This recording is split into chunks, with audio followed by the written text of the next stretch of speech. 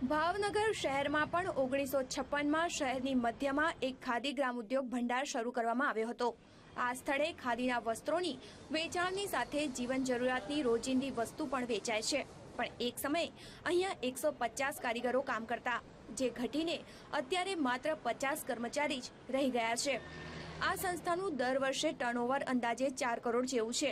જો કે સરકાર દ્વારા હવે ખાદીમાં કમિશન ન અપાતું હોય અને ખાદી પહેરનારાની સંખ્યા ઘટતા ખાદી ભંડારો મરણ પથારીએ પડ્યા છે।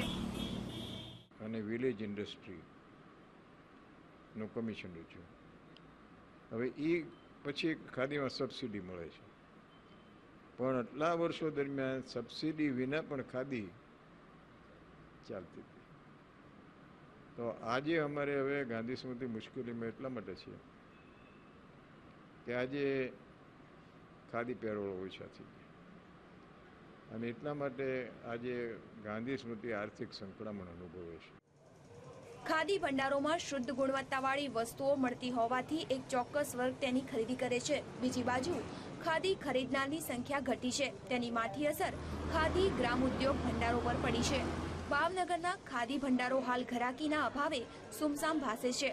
ભાવનગરના ખાદી ગ્રામ ઉદ્યોગ ભંડારોની ઉપર સરકારનું 3 કરોડનું દેવું છે।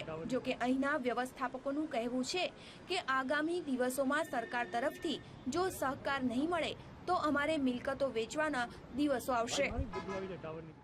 ખાદીની વાત કરીએ તો ખાદીની અંદર ડિસ્કાઉન્ટ જે સરકાર તરફથી મળે છે એ સીધું ગ્રાહકના ફાયદો થાય છે, એમાં સંસ્થાને કોઈ ફાયદો થતો નથી।